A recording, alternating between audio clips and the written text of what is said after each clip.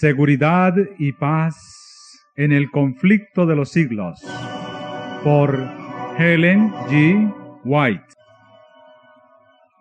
Introducción.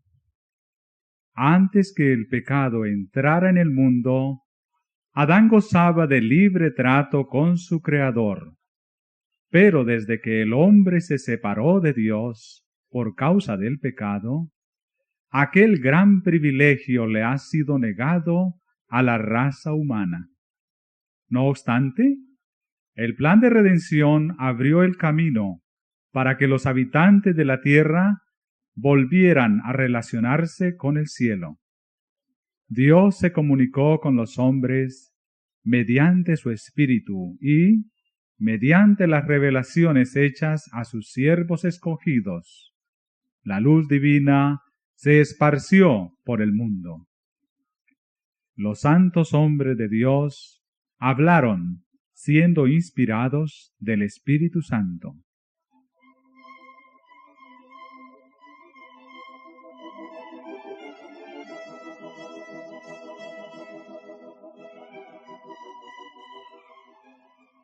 Durante los 25 primeros siglos de la historia humana no hubo revelación escrita. Los que eran enseñados por Dios comunicaban sus conocimientos a otros, y estos conocimientos eran así legados de padres a hijos a través de varias generaciones. La redacción de la palabra escrita empezó en tiempos de Moisés. Los conocimientos inspirados fueron entonces compilados en un libro inspirado. Esa labor continuó durante el largo periodo de 16 siglos, desde Moisés, el historiador de la creación y el legislador, hasta Juan, el narrador de las verdades más sublimes del Evangelio.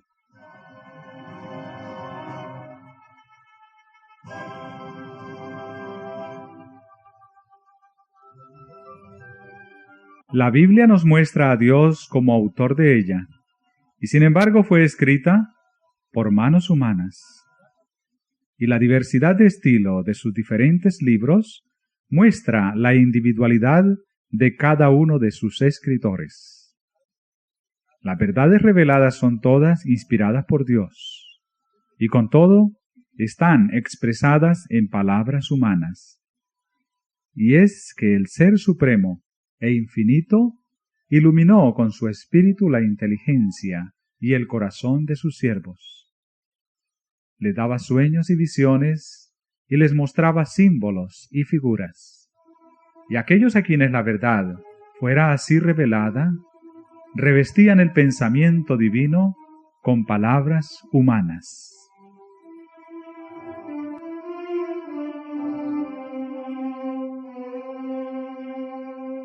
Los 10 mandamientos fueron enunciados por el mismo Dios y escritos con su propia mano. Su redacción es divina y no humana. Pero la Biblia, con sus verdades de origen divino, expresadas en el idioma de los hombres, es una unión de lo divino y lo humano. Esta unión existía en la naturaleza de Cristo, quien era Hijo de Dios e Hijo del hombre. Se puede, pues, decir de la Biblia lo que fue dicho de Cristo. Aquel Verbo fue hecho carne y habitó entre nosotros.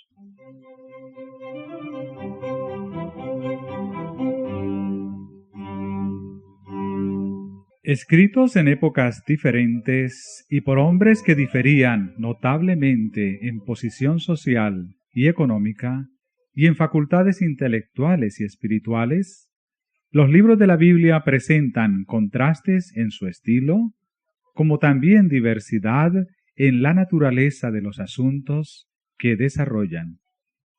Sus diversos escritores se valen de expresiones diferentes. A menudo la misma verdad está expresada por uno de ellos de modo más patente que por otro. Ahora bien, Como varios de sus autores nos presentan el mismo asunto desde puntos de vista y aspectos diferentes, puede parecer al lector superficial, descuidado y prevenido que hay divergencias o contradicciones. Allí donde el lector atento y respetuoso discierne con mayor penetración la armonía fundamental.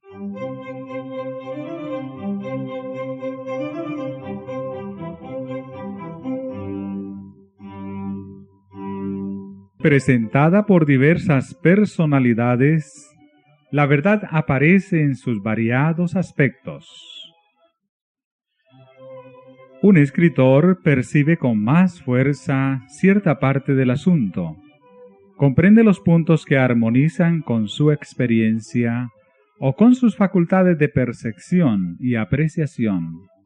Otro nota más bien otro aspecto del mismo asunto, y cada cual, bajo la dirección del Espíritu Santo, presenta lo que ha quedado inculcado con más fuerza en su propia mente. De aquí que encontremos en cada cual un aspecto diferente de la verdad, pero perfecta armonía entre todos ellos. Y las verdades así reveladas se unen en perfecto conjunto, adecuado para satisfacer las necesidades de los hombres en todas las circunstancias de la vida.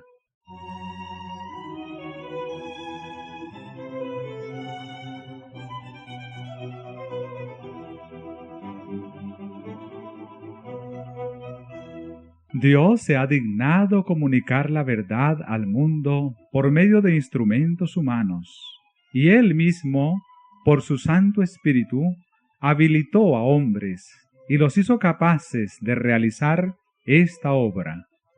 Guió la inteligencia de ellos en la elección de lo que debían decir y escribir. El tesoro fue confiado a vasos de barro, pero no por eso deja de ser del cielo. Aunque llevado a todo viento en el vehículo imperfecto del idioma humano, no por eso deja de ser el testimonio de Dios. Y el Hijo de Dios, obediente y creyente, contempla en ello la gloria de un poder divino, lleno de gracia y de verdad.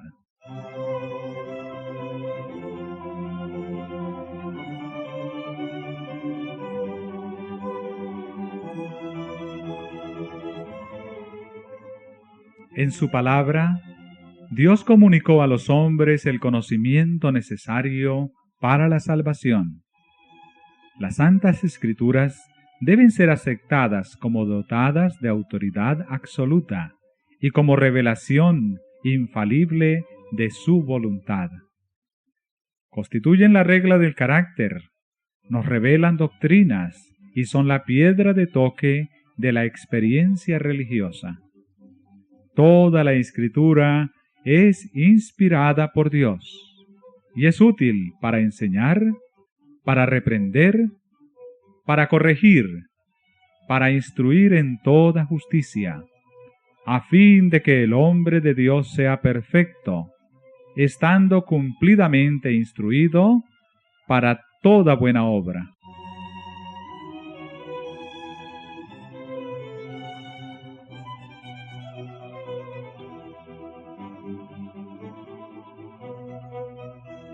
La circunstancia de haber revelado Dios su voluntad a los hombres por su palabra no anuló la necesidad que tienen ellos de la continua presencia y dirección del Espíritu Santo.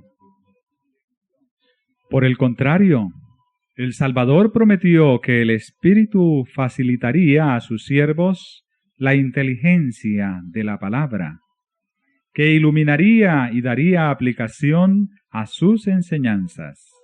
Y como el Espíritu de Dios fue quien inspiró la Biblia, resulta imposible que las enseñanzas del Espíritu estén jamás en pugna con las de la palabra.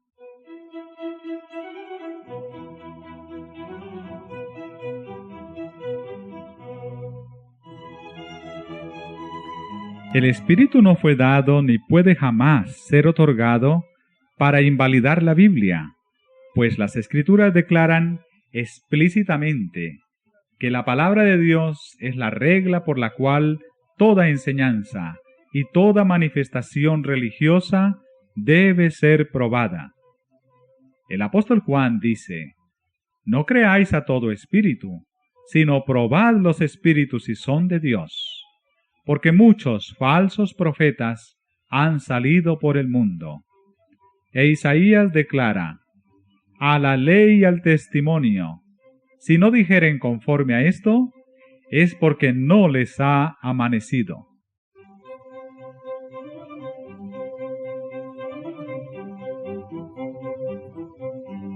Muchos cargos se han levantado contra la obra del Espíritu Santo por los errores de una clase de personas que, pretendiendo ser iluminadas por éste, aseguran no tener más necesidad de ser guiadas por la palabra de Dios. En realidad están dominadas por impresiones que consideran como voz de Dios en el alma. Pero el espíritu que las dirige no es el Espíritu de Dios. El principio que induce a abandonarse a impresiones y a descuidar las santas Escrituras sólo puede conducir a la confusión, al engaño y a la ruina. Sólo sirve para fomentar los designios del maligno. Y como el ministerio del Espíritu Santo es de importancia vital para la Iglesia de Cristo, una de las tretas de Satanás consiste precisamente en arrojar oprobio sobre la obra del Espíritu por medio de los errores de los extremistas y fanáticos, y en hacer que el pueblo de Dios descuide esta fuente de fuerza que nuestro Señor nos ha asegurado.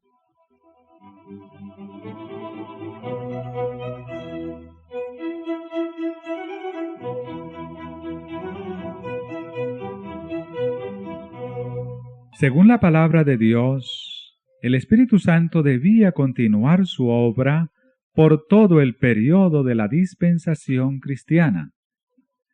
Durante las épocas en que las Escrituras tanto del Antiguo como del Nuevo Testamento eran entregadas a la circulación, el Espíritu Santo no dejó de comunicar luz a individualidades aisladas, amén de las revelaciones que debían ser incorporadas en el sagrado canón.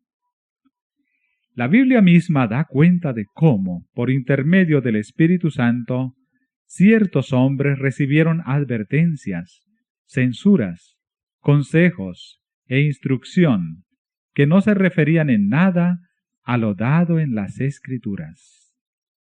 También habla de profetas que vivieron en diferentes épocas, pero sin hacer mención alguna de sus declaraciones. Asimismo, una vez cerrado el canon de las Escrituras, el Espíritu Santo debía llevar adelante su obra de esclarecimiento, de amonestación y consuelo en bien de los hijos de Dios.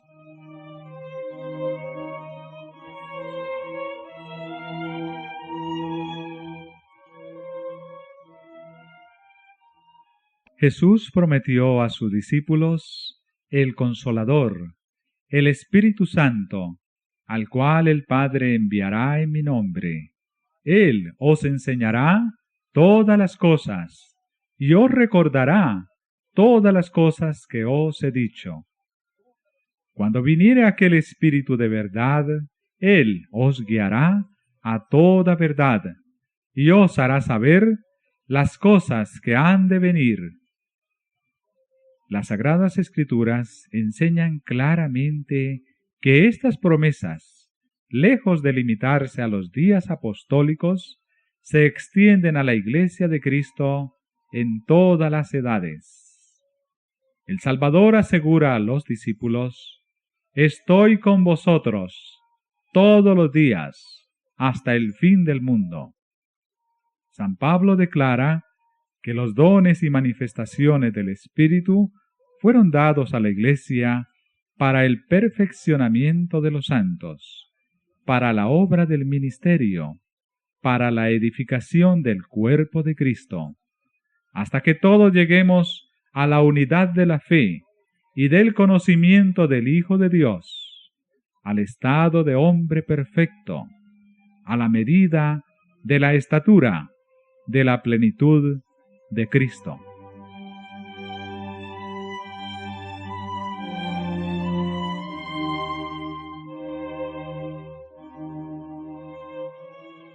En favor de los creyentes de Éfeso, el apóstol rogó así: que el Dios de nuestro Señor Jesucristo, el Padre de la gloria, os conceda espíritu de sabiduría y de revelación en el conocimiento de Él, siendo iluminados los ojos de vuestro entendimiento, para que conozcáis cuál sea la esperanza de vuestra vocación, y cuál la soberana grandeza de su poder para con nosotros que creemos. Que el ministerio del Espíritu Divino iluminará el entendimiento y revelará a la mente las cosas profundas de la santa palabra de Dios. Tal era la bendición que San Pablo pedía para la iglesia de Éfeso.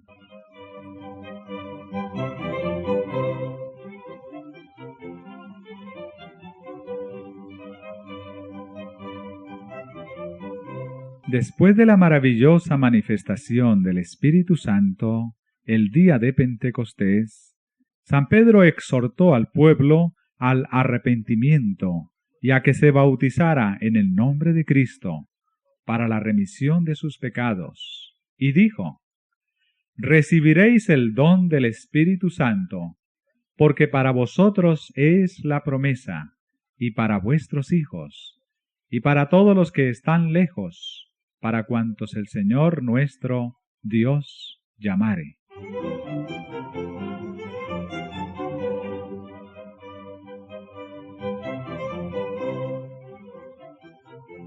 El Señor anunció por boca del profeta Joel que una manifestación especial de su Espíritu se realizaría en el tiempo que precedería inmediatamente a las escenas del gran día de Dios.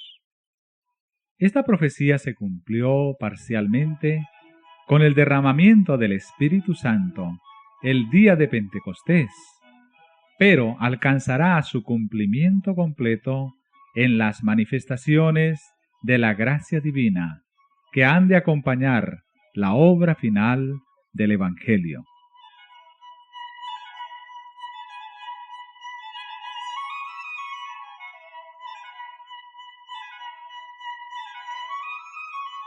El gran conflicto entre el bien y el mal aumentará en intensidad hasta la consumación de los tiempos. En todas las edades la ira de Satanás se ha manifestado contra la Iglesia de Cristo, y Dios ha derramado su gracia y su Espíritu sobre su pueblo para robustecerlo contra el poder del maligno. Cuando los apóstoles de Cristo estaban por llevar el Evangelio por el mundo entero y consignarlo por escrito para provecho de todos los siglos venideros, fueron dotados especialmente con la luz del Espíritu. Pero a medida que la Iglesia se va acercando a su liberación final, Satanás obrará con mayor poder, descenderá teniendo grande ira, sabiendo que tiene poco tiempo. Obrará con grande potencia y señales y milagros mentirosos. Por espacio de 6000 años, esa inteligencia maestra, después de haber sido la más alta entre los ángeles de Dios, no ha servido más que para el engaño y la ruina. Y en el conflicto final, se emplearán contra el pueblo de Dios todos los recursos de la habilidad y sutilezas satánicas, y toda la crueldad desarrollada en esas luchas seculares. Durante este tiempo de peligro, los discípulos de Cristo tienen que dar al mundo la amonestación del segundo advenimiento del Señor, y un pueblo ha de ser preparado, sin mácula y sin reprensión, para comparecer ante Él a su venida. Entonces, el derramamiento especial de la gracia y el poder divinos no será menos necesario a la Iglesia que en los días apostólicos.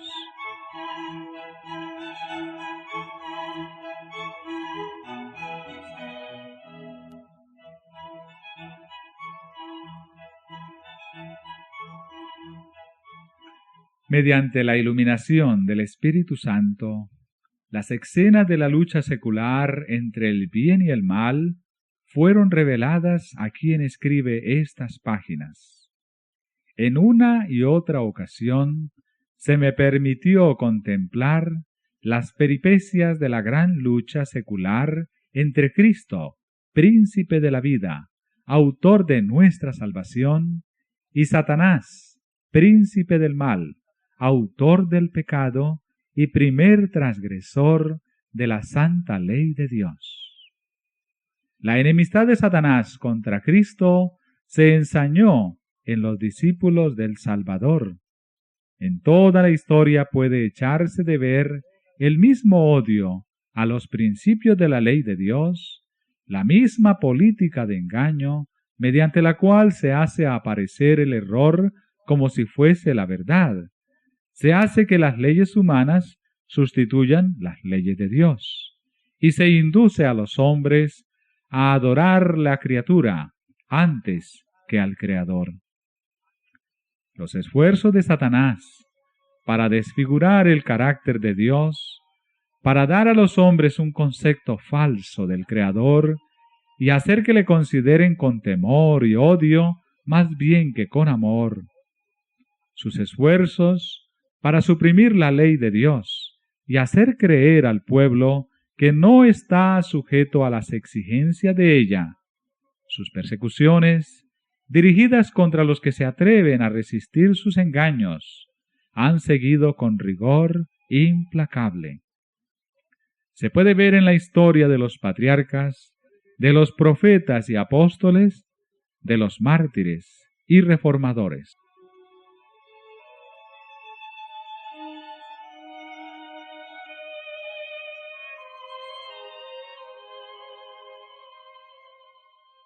En el gran conflicto final, Satanás empleará la misma táctica, manifestará el mismo espíritu y trabajará con el mismo fin que en todas las edades pasadas.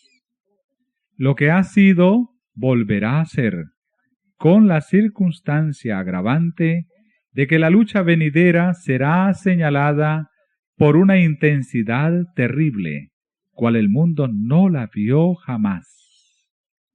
Las seducciones de Satanás serán más sutiles, sus ataques más resueltos. Si posible le fuera, engañaría a los escogidos mismos.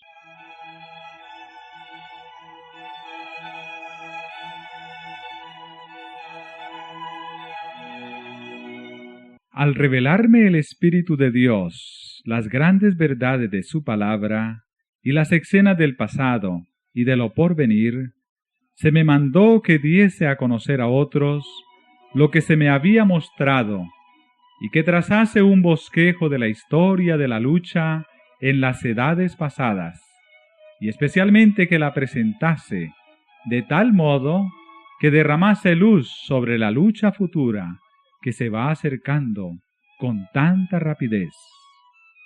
Con este fin, he tratado de escoger y reunir acontecimientos de la historia de la Iglesia en forma que quedara bosquejado el desenvolvimiento de las grandes verdades comprobantes que en diversas épocas han sido dadas al mundo. Han excitado la ira de Satanás y la enemistad de la Iglesia amiga del mundo, y han sido sostenidas por el testimonio de aquellos que no amaron sus vidas, exponiéndolas hasta la muerte.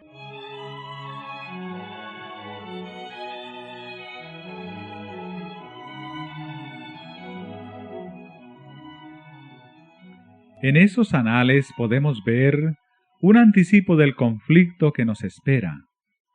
Considerándolos a la luz de la palabra de Dios y por la iluminación de su Espíritu, podemos ver descubiertos las estratagemas del maligno y los peligros que deberán evitar los que quieran ser hallados sin mácula ante el Señor a su venida.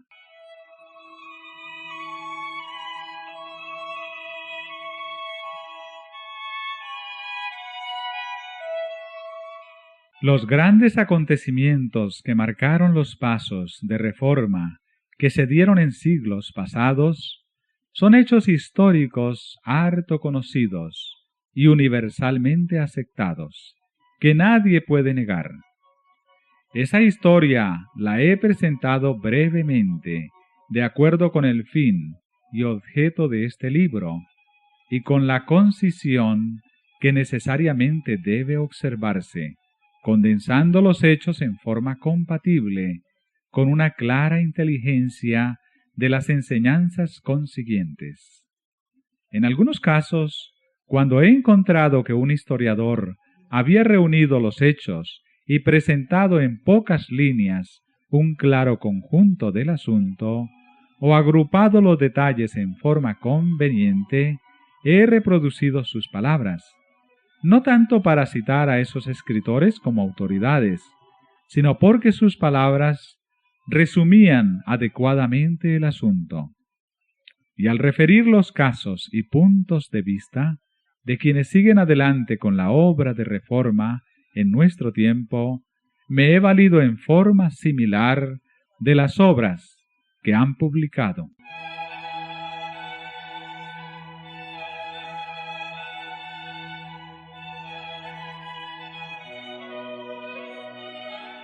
El objeto de este libro no consiste tanto en presentar nuevas verdades relativas a las luchas de pasadas edades, como en hacer resaltar hechos y principios que tienen relación con acontecimientos futuros. Sin embargo, cuando se considera los tales hechos y principios como formando parte de la lucha empeñada entre las potencias de la luz y las de las tinieblas, todos esos relatos del pasado cobran nuevo significado, y se desprende de ellos una luz que proyecta rayos sobre el porvenir, alumbrando el sendero de los que, como los reformadores de los siglos pasados, serán llamados a una costa de sacrificar todo bien terrenal, a testificar de la palabra de Dios y del testimonio de Jesucristo.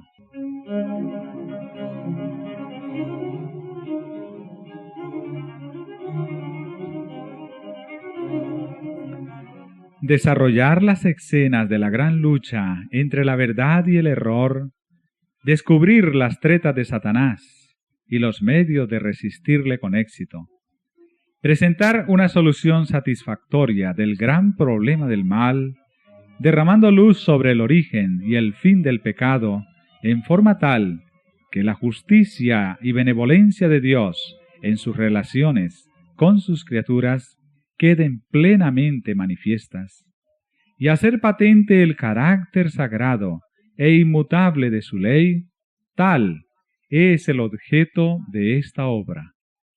Que por su influencia muchos se libren del poder de las tinieblas y sean hechos actos para participar de la suerte de los santos en luz, para la gloria de aquel que nos amó y se dio a sí mismo por nosotros. Tal es la ferviente oración de la autora, Ellen G. White.